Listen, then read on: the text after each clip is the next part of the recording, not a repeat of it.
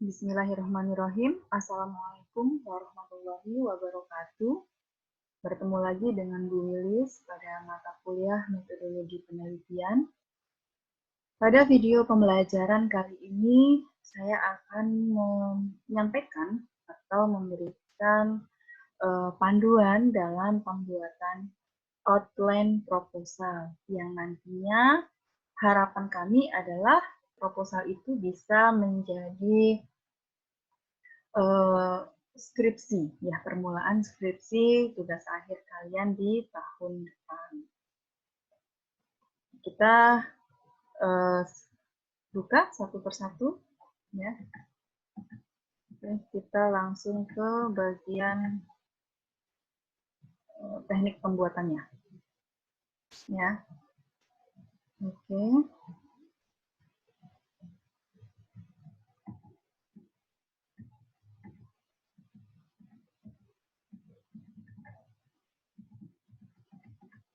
Kita lewati saja untuk bab satunya. Ini kita langsung ke bab 2. Oke. Ketentuan umum, nah ini perlu diketahui oleh kalian karena tadi saya sampaikan bahwa outline proposal ini akan menjadi acuan kalian pada saat menyusun skripsi nantinya. Ya. Ketentuannya adalah yang pertama, bobot skripsi ini ya adalah 6 SKS dan skripsi ini merupakan tugas akhir yang diajukan guna memenuhi syarat dalam menyelesaikan perkuliahan atau pendidikan keperawatan S1 ya di Universitas Harapan Bangsa. Nah, jumlahnya atau beratnya bobot skripsi adalah 6 SKS terbagi menjadi 2, yaitu proposal 2 SKS dan hasil skripsi 4 SKS. Jadi nanti untuk nilai akan ada 2 tahap ya. Setelah ujian proposal dan setelah ujian hasil skripsi setelah penelitian. Oke, untuk syarat nanti bisa kalian baca sendiri. Nah, untuk bentuk skripsinya, ya penyusunan skripsi yang dilakukan oleh mahasiswa S1 keperawatan bentuknya adalah mini riset. Jadi melakukan penelitian langsung ke lahan dengan waktu kurang lebih sekitar 2-3 bulan.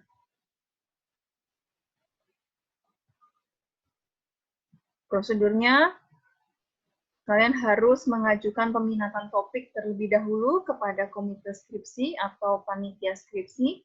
Ini nanti biasanya dari prodi ya.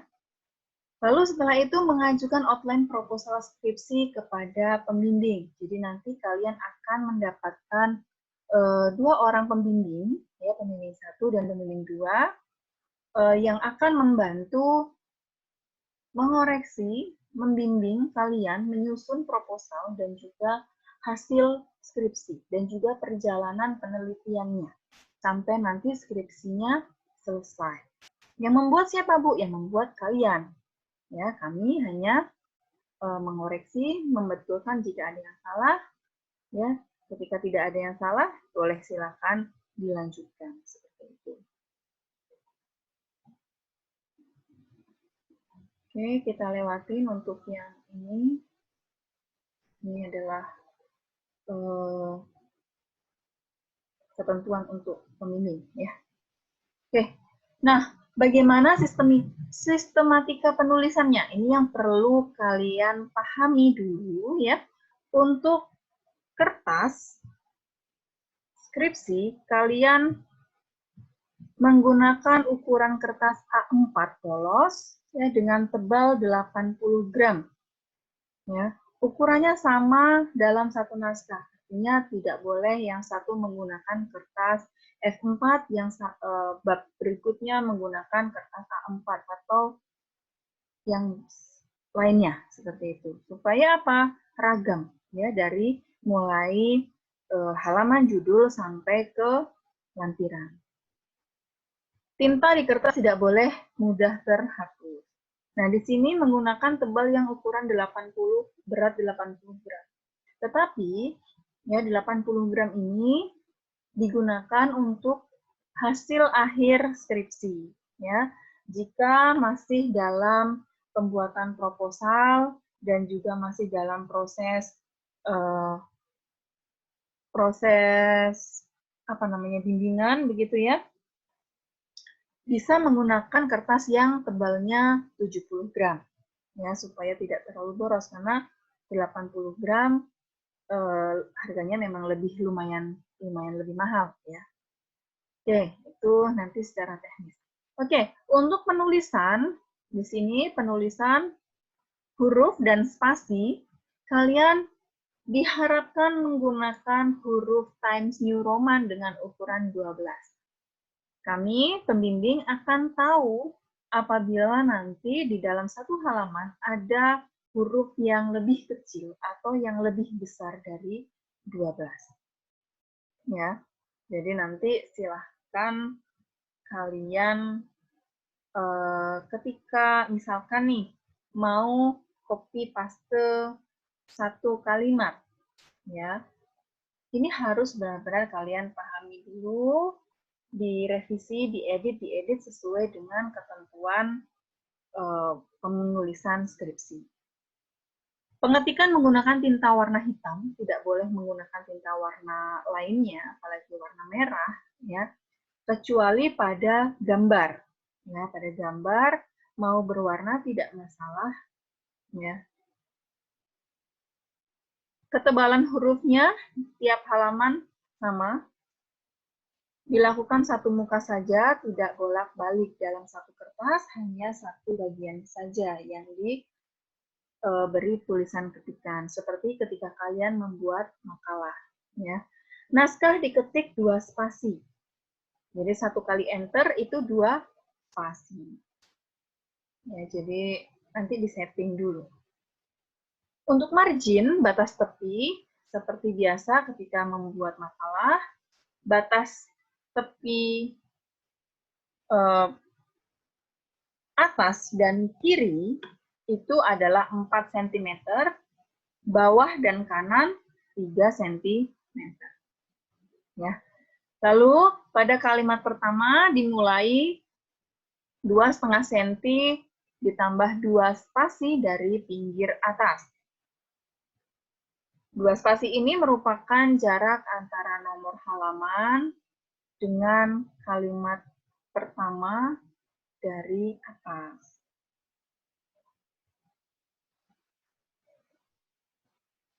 Dua spasi itu berarti 1 kali enter. Ya. Nah, jumlah baris pada setiap halaman tidak boleh melebihi dari 26 baris. Lalu kalimat lanjutan setelah koma diketik 1 ketukan setelah koma. Jadi seperti ini. Seperti di poin nomor 7, koma, ya, kalimat nih atau kata ya.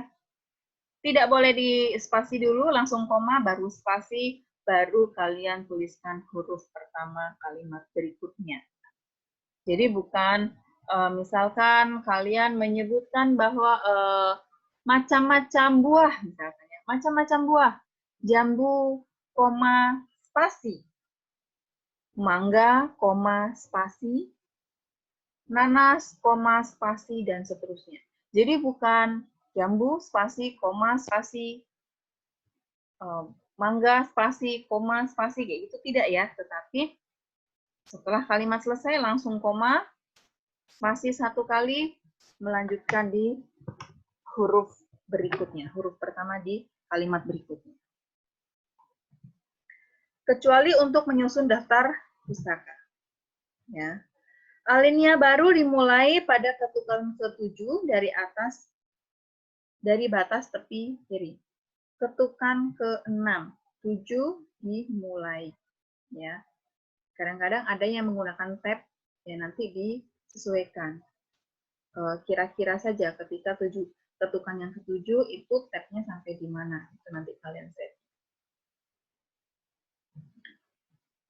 Pemberian nomor halaman, ya, di sini dimulai dari halaman permulaan, artinya dari mulai cover, halaman judul, ya, lembar persetujuan, lembar pengesahan, kata pengantar, daftar isi, dan seterusnya, ya, ini menggunakan I, Romawi kecil.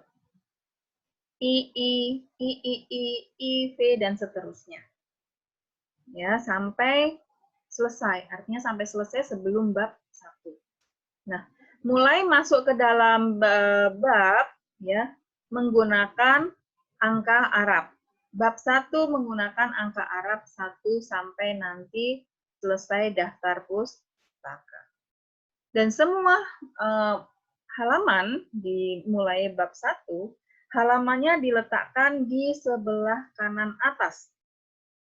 Misalkan di halaman ini berarti ada di sebelah sini, atas, ya, bukan di bawah, tapi di kanan atas. 2,5 cm dari tepi atas dan 3 cm dari kanan. Jadi dari atas, ucuk ini atas sendiri 2,5 cm ke bawah, dari sisi sebelah kanan ke dalam yaitu 3 cm. Nanti bisa disetting sendiri kalian. Ya. Nomor halaman Arab pada permulaan bab tidak dicantumkan atau ditulis. Jadi ketika seperti ini, halaman ini kan sedang halaman bab ya. Nah, bab 3, sistematika penulisan. Di sini ada halamannya, halaman 8. Nah, pada penulisan karya tulis ilmiah, pada penulisan skripsi, halaman 8 ini tidak dicantumkan. Ya, jadi dihilangkan. Tetapi masih halaman 8. Halaman berikutnya, ya, bab bukan bab berikutnya, tapi halaman berikutnya bukan ditulis halaman 8, tapi halaman 9. Halaman 8-nya hanya tidak dituliskan, bukan berarti hilang. Halaman lampiran, ya, lampiran itu nanti di belakang setelah daftar pustaka, biasanya tidak diberikan halaman, tetapi hanya diberikan nomor urut. Artinya lampiran 1 apa, lampiran 2 apa, lampiran 3 apa, dan seterusnya.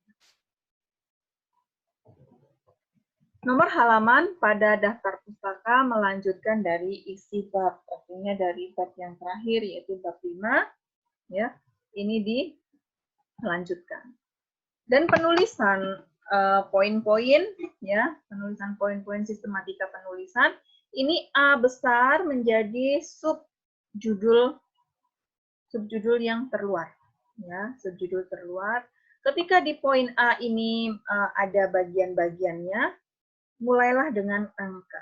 Setelah angka huruf, setelah huruf angka huruf, huruf angka, dan seterusnya, ya, dan seterusnya. Jadi tidak boleh setelah A di dalamnya nanti poinnya A lagi, A besar, nggak boleh. Atau misalnya di sini 1, di dalamnya bukan A tapi 1 kurung, ini juga tidak boleh. Ya, setelah angka huruf dulu, setelah huruf baru angka lagi, dan seterusnya. Ini silahkan diperhatikan karena masih banyak yang ngasal. Kadang-kadang ya satu lagi, dan bahasa yang digunakan di dalam penulisan proposal dan juga skripsi, gunakanlah bahasa Indonesia yang baku. Ejaannya yang telah disempurnakan, ya, atau sesuai dengan EYD. Ya. Lalu kalimat, bentuk kalimat tidak boleh menampilkan orang pertama atau orang kedua. Misalkan saya atau kami, tetapi gunakanlah kalimat atau kata penulis. Penulis menunjukkan siapa? Yaitu menunjukkan kalian yang menulis karya tulis ilmiah atau yang menulis skripsi ini. Apabila terpaksa harus menggunakan bahasa asing, misalkan bahasa Inggris atau bahasa Romawi, Yunani, dan seterusnya, ya, gunakanlah atau kalimat tersebut dijadikan huruf miring atau dicetak miring.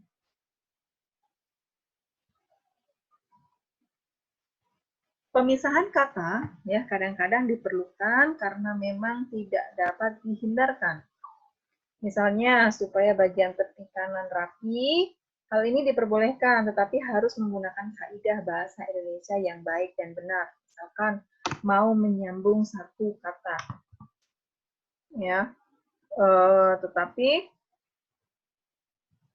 sudah berada di ujung. Nanti kan biasanya kalau mau menyambung ada stripnya. Nah, ini harus pemotongan katanya harus sesuai. Lalu pada pengisian ruang, ya, ruangan yang terdapat pada halaman naskah harus diisi penuh. Ketikan harus dimulai dari batas tepi kiri sampai ke atas tepi kanan. Jangan sampai ada ruang yang kosong atau terbuang, kecuali jika mulai dengan alinea baru atau hal-hal khusus seperti meletakkan gambar, tabel, atau subjudul. Contoh seperti ini. Ya, ini masih ada ruang sebetulnya, ya. Tetapi karena kita mau masuk ke subjudul yang berikutnya, dan ketika subjudul yang di halaman berikutnya itu kita naikkan ke sini, itu hanya subjudulnya saja yang terbawa, tapi isinya berada di halaman berikutnya, maka kepala dari subjudul ini harus di-enter sehingga masuk ke halaman berikutnya. Jadi nggak boleh ya, misalkan seperti ini, G, judul, subjudul, anak subjudul itu berada di bagian halaman sebelumnya. Lalu halaman yang baru langsung poin 1, 2, 3, 4. Ini tidak boleh. Ini harus dijadikan satu. Judul ditulis dengan huruf besar atau huruf kapital dan di bold. Ditebalkan, ya. Supaya lalu juga diatur simetris kiri dan kanan. Tulisan bab ditulis di tengah-tengah jarak 2,5 cm ditambah 2 spasi dari atas. Judul bab diketik 2 spasi dari tulisan bab. Dan diisi dari bab ditulis 4 spasi. Jadi setelah ditulis bab, di bawahnya kan nanti akan ada nih bab 1. Ya, bab 1 pendahuluan. Dari bab 1 ke tulisan pendahuluan itu di enter 1 kali, karena kan 1 kali enter itu 2 spasi ya. Jadi 1 kali enter. Ya. Dan diisi dari bab ditulis 4 spasi di sini adalah dari tulisan pendahuluan ke subjudul yang berikutnya, subjudul yang pertama misalkan pendahuluan bab 1, 1 kali enter atau 2 spasi, pendahuluan 2 kali enter atau 4 spasi, poin A, yaitu latar belakang. Ya, dia poin A latar belakang berada di sisi sebelah kiri. Menggunakan huruf kapital dan ditebalkan. Ya, semua judul tidak menggunakan atau tidak diakhiri dengan titik. Tidak ya. Anak subjudul, huruf awalnya menggunakan huruf kapital, tetapi yang berikutnya menggunakan huruf kecil.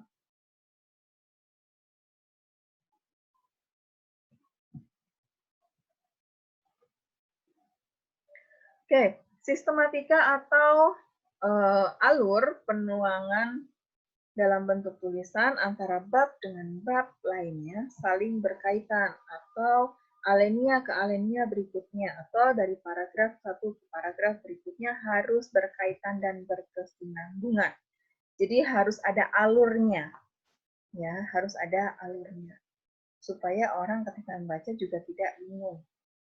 Konsistensi isi atau materi tulisan yang sedang dibahas mulai dari judul, permasalahan, sampai kepada kesimpulan dan saran harus selalu berkaitan dan berkesinambungan.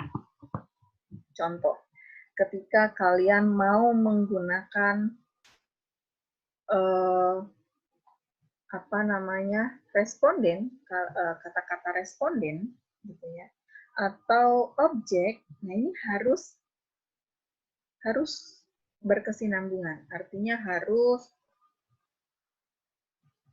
konsisten, gitu ya, harus konsisten. Misalkan kalian kita tahu bahwa objek penelitian itu adalah responden penelitian. Tetapi kalian harus konsistenkan. Kalian mau menggunakan yang mana? Objeknya, objek atau objek atau responden ini harus konsisten dari depan sampai belakang. Gitu ya. Sehingga tidak membuat orang itu bingung ketika membaca. Susunan kata dalam kalimat pada alinea harus mengikuti kaidah bahasa Indonesia.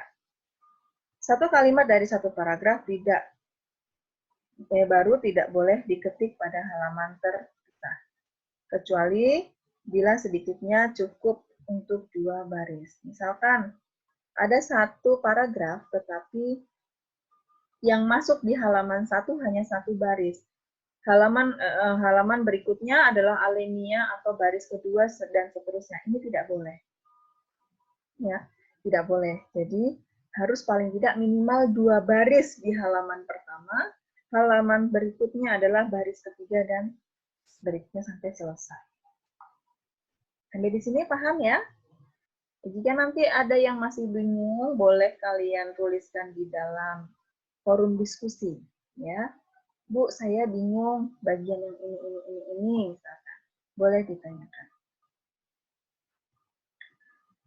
Penulisan angka dan satuan, ya, ini harus sesuai. Kalau misalkan angka 2, 20, ya, dan seterusnya, 100, gitu ya, tuliskanlah langsung menggunakan huruf, ya, misalkan 2. Tidak menggunakan angka 2, tetapi tulisan DUA. Atau misalkan 20, DUA, PULUH, 20. Jadi tidak menggunakan 20. Ini jika di awal kalimat, ya, di awal kalimat. Akan berbeda ketika angka ini berada di tengah kalimat atau tengah paragraf. Ya, ini akan berbeda. Lalu jika bilangannya terlalu besar, misalkan 10 juta, 10.000 begitu ya, tuliskan saja 10 ditambahin dengan juta atau ribu. Lalu penulisan atau pembuatan kutipan, ya, kutipan ini ada beberapa yang perlu dipahami. Saya harapkan untuk kalian membuat outline ini harus sudah menyediakan aplikasi Mendeley. Ya, ini digunakan sebagai sistem referensi Harvard. Ya, jadi nanti untuk apa? Supaya kalian tidak kehilangan sumber pustaka. Sehingga nanti ketika kami melihat daftar pustakanya semuanya sudah lengkap. Ya. Lalu di belakang kalimat akan dikutip tulisan nama pengarang sesuai dengan daftar pustaka. Nah, nama pengarang ini gunakanlah nama belakang, bukan nama depan. Misalkan, Willy Sukmaningtyas, ini nama lengkapnya. Berarti yang nantinya akan dikutip, diletakkan di belakang kalimat atau menjadi sumber, adalah nama yang belakang. Sukmaningtyas. Ya, Sukmaningtyas, tahun 2020, titik 2, halaman keberapa. Misalkan ini buku, halaman keberapa. Jika tidak menggunakan halaman, semuanya tidak menggunakan halaman. Ya, artinya dari bab 1 sampai bab terakhir tidak menggunakan halaman. Supaya apa tadi? Konsisten. Ya, kita harus menjaga konsisten. Contohnya bagaimana? Kita lihat. Kita tidak menggunakan tanda petik ya untuk menentukan atau untuk memperlihatkan sumbernya, tetapi menggunakan kurung. Kita lihat dari penempatannya. Apabila penempatan sumber itu berada di akhir kalimat, misalkan tipes abdominalis adalah bla bla bla bla bla bla bla bla bla, kurung buka Suharyo, spasi 2008. Tutup kurung, titik. Ini adalah 1 kalimat. Atau mau menggunakan di depan. Ya, misalkan penulisnya di depan. Suharyo, spasi dalam kurung 2008, mengatakan bahwa tipus abdominalis adalah bla bla bla bla bla. Atau misalkan Suharyo, spasi dalam kurung 2008, menjelaskan bahwa, juga boleh, ya, mengatakan bahwa, menjelaskan, menerangkan, dan seterusnya. Tetapi pada penulisan di bagian tengah, bukan di awal kalimat atau di akhir kalimat, tetapi di tengah kalimat. Definisi dari tipes abdominalis yang dikemukakan oleh Suharyo, tidak perlu dalam kurung, spasi dalam kurung, tahunnya adalah bla bla bla bla dan seterusnya.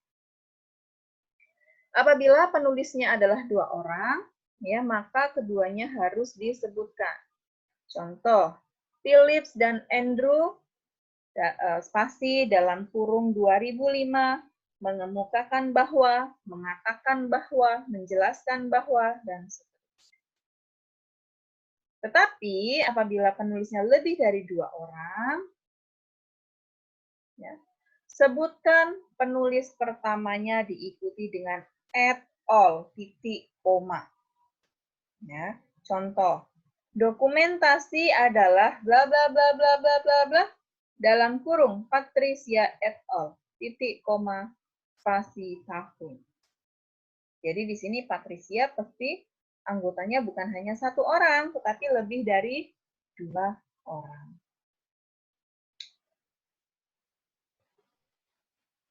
Nah, kalau misalkan yang diacu lebih dari 2 orang, dalam artian di sini beda ya dengan penulisan lebih dari 2 orang.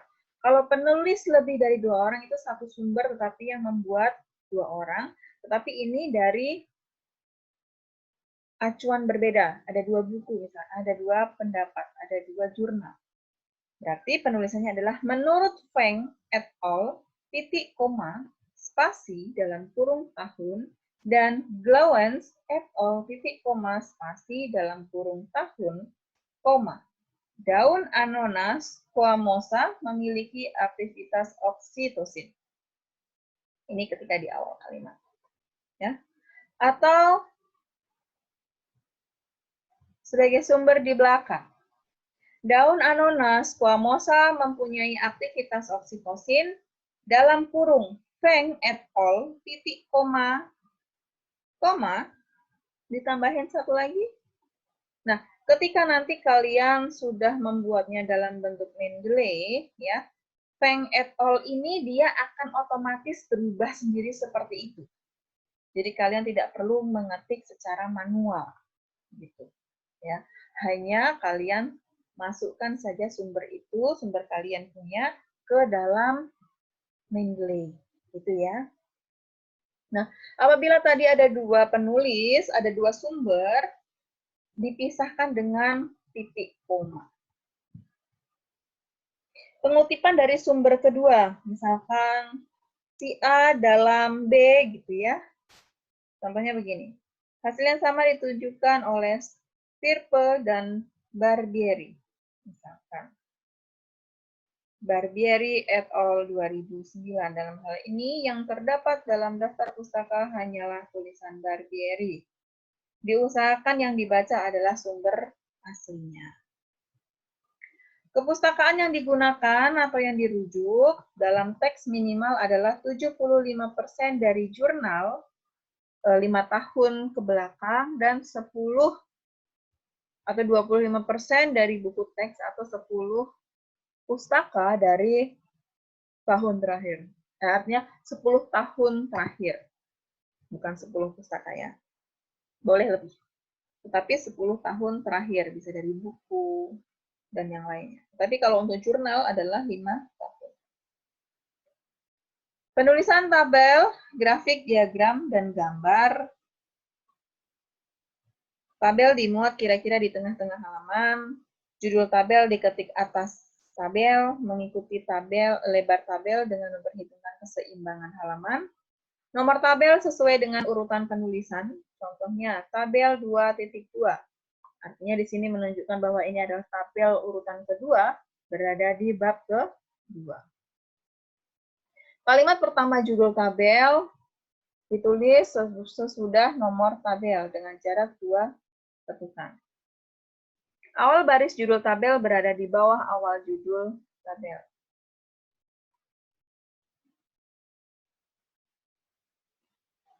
Contoh misalkan, tabel 2.2, spasi. Ya, spasi. Distribusi frekuensi kejadian hipertensi. Nah,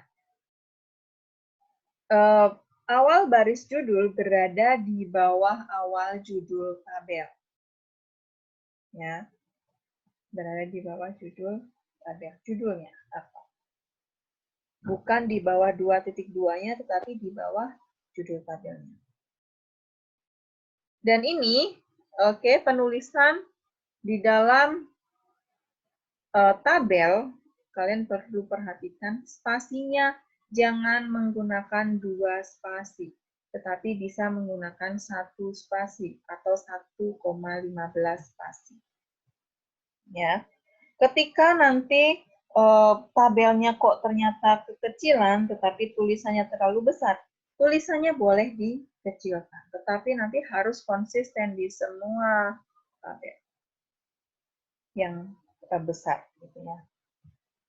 Jika untuk gambar, diletakkan atau dimuat di tengah-tengah halaman. Judul gambar diketik di bawah gambar, mengikuti lebar gambar dengan memperhitungkan keseimbangan gambar. Contohnya adalah gambar 2 menunjukkan bahwa gambar itu merupakan urutan gambar yang kedua di dalam skripsi.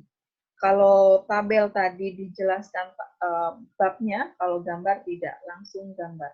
Atau juga boleh ada babnya, berarti nanti gambar 2.1 atau gambar 2.2 atau gambar 1.2 dan seterusnya. Kalimat pertama judul gambar ditulis dengan nomor gambar dengan jarak 2 ketukan. Pada awal kata menggunakan huruf kapital kecuali kata sambung. Awal baris kedua judul gambar berada di bawah awal judul gambar, bukan di bawah nomor gambar. Dan setiap gambar harus ada referensinya. Walaupun kalian mengambil gambar ini dari Google, kalian tuliskan halamannya di situ. Siapa yang menulis, tahun berapa. Ya, karena ini adalah karya tulis. Lalu pembuatan diagram dimuat kira-kira berada di tengah-tengah, sama ya dengan gambar tadi.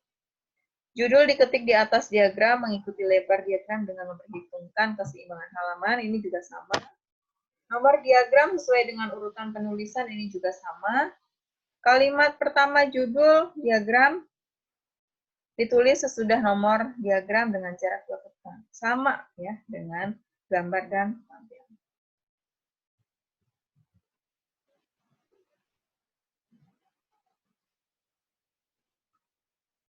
Oke, lalu kita lihat bab 4, yaitu struktur dan isi proposal dan laporan hasil skripsi. Ya, kita lihat apa saja yang harus dimasukkan. Ini adalah daftar isi ya, daftar isi. Halaman judul kalian tuliskan di sini, nanti garis ke sana titik-titik ya. Halaman Romawi 1. Halaman persetujuan ini untuk yang proposal ya. Lalu kata pengantar, daftar isi dan seterusnya.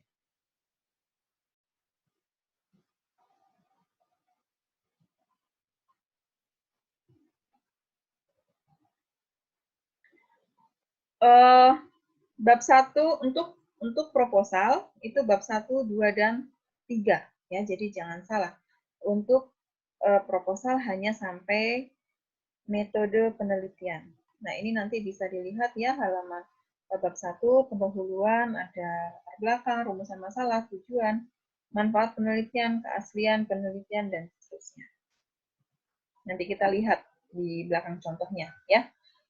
Tinjauan pustaka, tinjauan teori, kerangka konsep, hipotesis apabila ada, biasanya penelitian dengan hubungan 2 variabel atau lebih, ya, ada hipotesisnya. Metode penelitian, bukan metodologi penelitian, ya.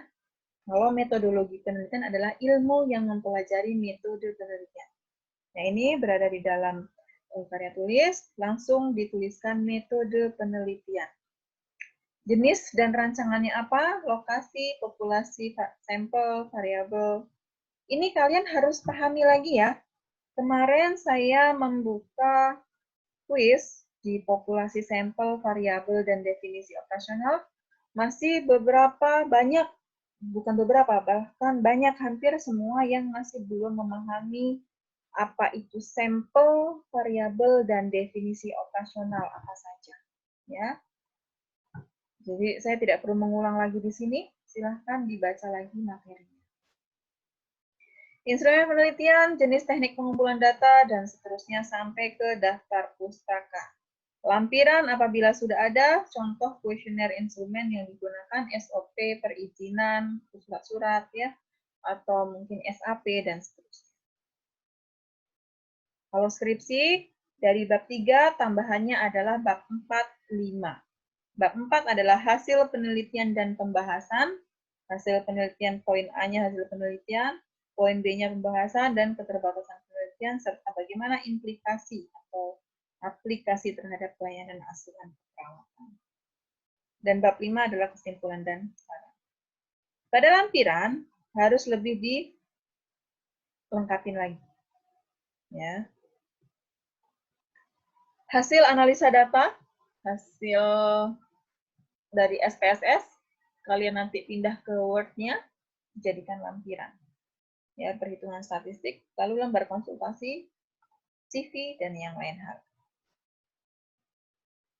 Nah, untuk prosedur ujian proposal, ini nanti ya, bukan saat ini, tapi setelah kalian membuat proposal, sudah ACC kedua pembimbing, boleh kalian lanjut untuk melakukan ujian proposal.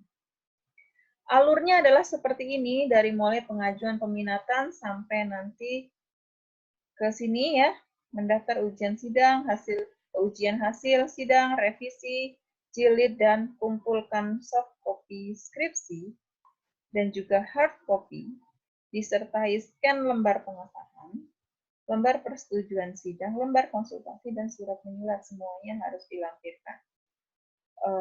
Pada file soft copy, semua ini tadi ya adalah scan-scan. Pada hard, semuanya usahakan asli. Ya.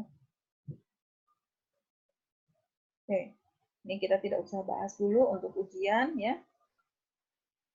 Untuk pengetahuan awal saja, ujian proposal harus ada audiensnya ya, karena merupakan ujian terbuka.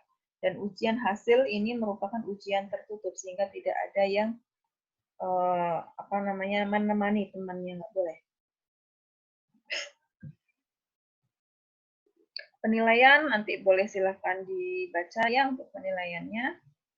Kita lihat ke penulisan.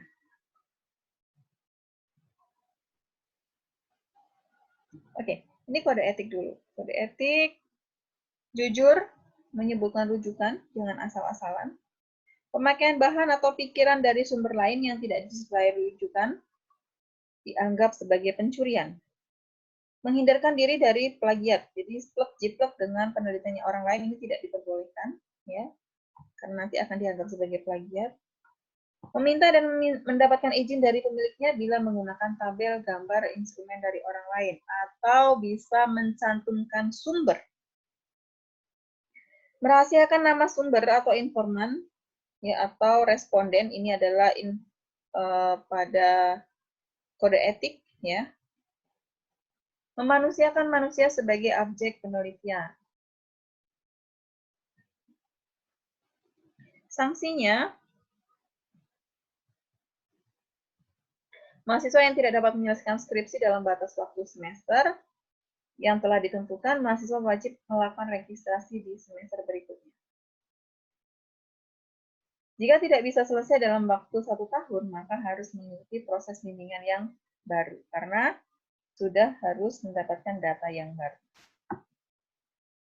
Apabila diketahui adanya kecurangan, tadi ya ada plagiarisme, ada istilahnya mencuri punya orang, dan selanjutnya, akan ada peringatan keras secara lisan dan tertulis, mengurangi nilai skripsi, atau mungkin bahkan sampai dinyatakan tidak lulus dalam penyusunan skripsi, sehingga harus dilakukan pengulangan pembuatan skripsi. Sanksi lebih lanjut disesuaikan dengan ketentuan institusi. Oke.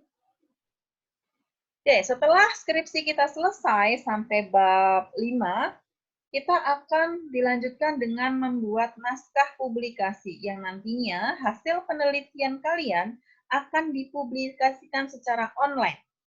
Ya, nanti akan dibuat bentuk seperti artikel, gitu ya. Bukan artikel yang ada di majalah, tetapi artikel atau jurnal. Nah, akan sedikit berbeda, ya. Naskah di sini merupakan ringkasan hasil dari skripsi yang dikerjakan. Naskah sudah ditulis dalam bentuk PDF yang sudah jadi dan siap cetak sesuai dengan template yang disediakan. Naskah publikasi dalam bahasa Indonesia atau bahasa Inggris dengan huruf masih sama, Times New Roman. Diketik besar hurufnya adalah 11, lebih kecil 1, ya. Panjang naskah sekitar 10 sampai 12 halaman. Tidak boleh lebih dari itu, ya.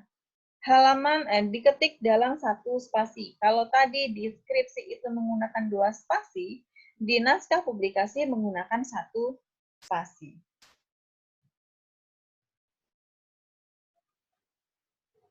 Setting naskah dalam format Word. Ya, setting halaman adalah 2 kolom. Jadi seperti jurnal persis. Jadi nanti ketika kalian mencari referensi dari jurnal, ya contohnya seperti itu dalam pembuatan naskah publikasi. Ya. Jarak antara kolom 5 mili, sedangkan judul, identitas penulis, abstrak ditulis dalam 1 kolom. Ukuran kertas menggunakan A4, lebar batas kiri kanan, marginnya adalah 3,5. Untuk atas dan bawah, 3,5 untuk atas dan bawah, untuk kanan adalah 2 cm.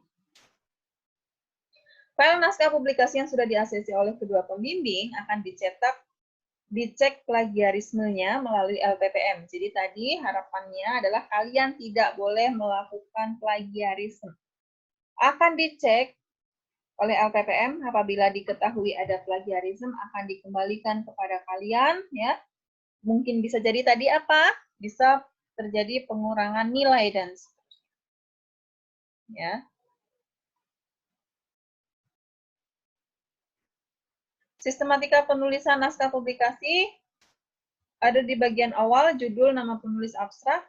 Bagian utama berisi pendahuluan, metode, hasil, dan pembahasan. Jadi pada publikasi ini tidak ada bab 2, artinya tidak ada teori. Bagian akhir ucapan terima kasih apabila ada, keterangan simbol jika ada, dan daftar pustaka.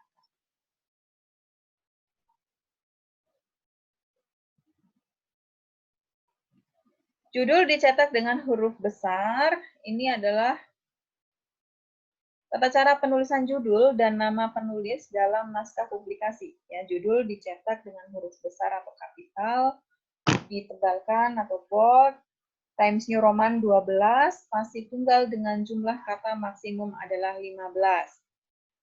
Nama penulis ditulis di bawah judul tanpa gelar, tidak boleh disingkat, diawali dengan huruf kapital, tanpa diawali dengan kata oleh, langsung saja namanya. Urutan penulisan adalah penulis pertama diikuti oleh penulis kedua dan penulis ketiga. Penulis kedua dan ketiga nanti adalah pembimbing 1 dan 2.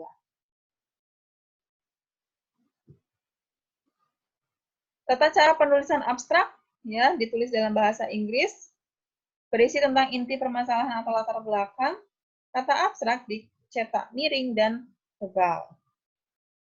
Abstrak tidak boleh lebih dari 250 kata dan diketik 1 spasi. Hurufnya sama, Times New Roman 12. Nah, ini nanti dibaca lagi ya, tadi saya sudah jelaskan. Cara penulisan referensi seperti ini nanti bisa dilihat ya. Buku penulis 1, penulis 2 dan seterusnya. Pada artikel jurnal adalah contoh nama belakang, nama depan ya, singkatan, titik, tahun, titik, judul. Nah, judulnya tidak dibikin miring. Tetapi yang dibikin miring adalah nama jurnalnya. Ya. Proceeding, nama konferensinya atau judul konferensinya. Begitu juga dengan tesis. Bukan judulnya yang dicetak miring, tetapi skripsi, tesis, atau disertasinya yang dicetak miring. Ini boleh dilihat lagi. Sistematika penulisan tadi ya. Ini dilihat. Bagian awalnya ada judul, persetujuan, abstrak, prakata, atau kata pengantar, ya, daftar isi, daftar tabel, dan seterusnya. Gambar, grafik, diagram, lampiran apabila ada. Kalau nggak ada, berarti nggak usah.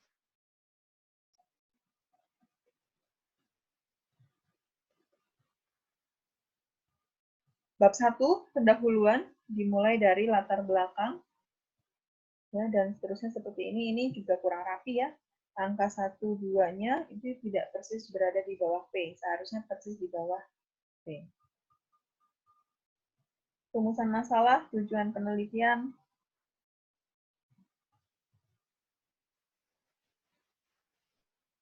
Tujuannya di sini adalah untuk mengetahui gambaran pelaksanaan perawatan tali pusat pada bayi baru lahir di desa A tahun 2013.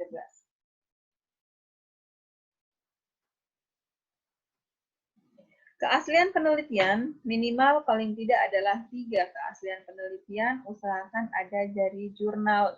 Kalau memang bisa mendapatkan jurnal internasional, lebih baik. Ya, kalau tidak, paling tidak adalah jurnal nasional. Tinjauan pustaka, poin A, tinjauan pustaka, dan seterusnya, poin A adalah 1, 2, 3, poin 1, 2, 3, nanti mungkin ada lagi yang lain. Metode penelitian dijabarkan satu-satu sesuai dengan daftar isi. Ya. Analisis data, analisa data. Ini disesuaikan dengan penelitian kalian, artinya penelitian apa? Kuantitatif atau kualitatif? Ya, penelitian menggunakan teknik apa? Ya, jenisnya apa? Hasil penelitiannya bagaimana? Implikasinya bagaimana? Seterusnya.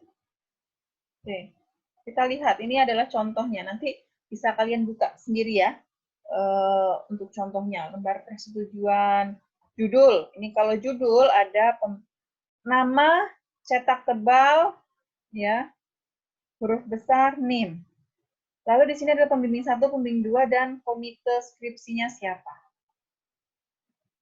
Berbeda dengan halaman judul dan juga halaman pengesahan. Nah, ini halaman judul seperti ini. Namanya tidak dalam kurung ya, langsung nama kalian, kapital, dan ditebalkan. NIM, program studi sarjana keperawatan, nanti ini disesuaikan dengan prodinya. Jadi apakah ada perubahan atau tidak, disesuaikan lagi, ditanyakan lagi ke prodinya. Fakultas Kesehatan, bukan Fakultas Ilmu Kesehatan. Ya, Universitas Harapan Bangsa tidak ada Purwokertonya. Tahun. Nah, ini perlu diketahui bahwa apabila penelitian ini berada di tahun yang sama antara pembuatan judulnya dengan hasil akhirnya, ya, judulnya sama, ini gunakanlah 1 tahun. Tahunnya 1 saja di bawah.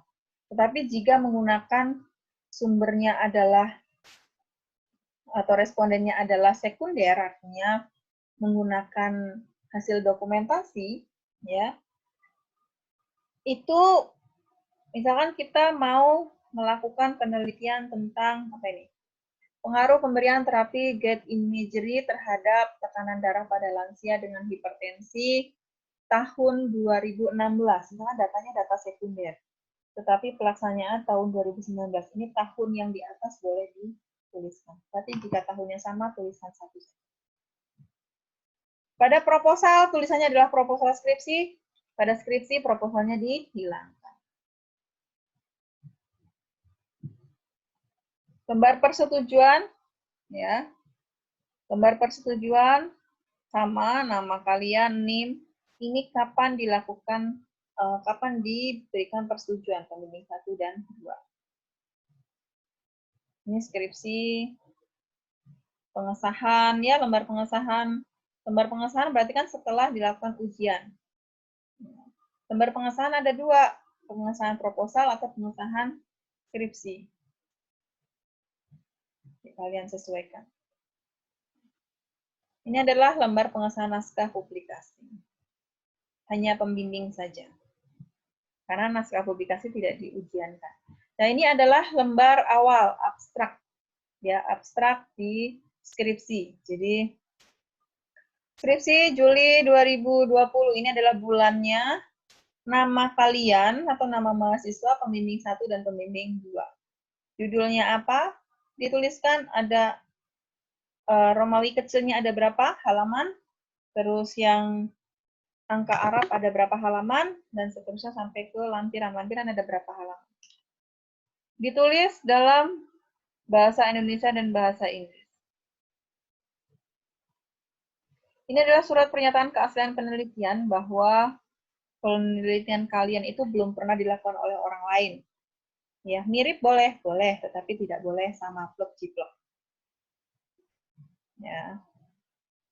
Ini adalah lembar penilaian yang akan dipegang oleh penguji pada saat ujian proposal maupun skripsi. Ini adalah kerangka teori. Kalau kerangka teori, kalian harus merujuk pada bab 2-nya, harus merujuk pada tinjauan teorinya. Ya, jadi seperti kayak pathway seperti itu, ya. Harus disertakan sumber karena ini adalah teori, ya, sumber. Kerangka teori, sumbernya adalah apa? Ini kerangka teori judulnya belum ada. Kerangka teori apa? Lalu ini adalah kerangka konsep. Kerangka konsep hanya diambil sebagian dari kerangka teori yang memang menggambarkan dari penelitian kalian. Daftar tabel apabila ada ya. Jadi nanti kalau ada, kalau nggak ada ya berarti nggak usah. Gambar.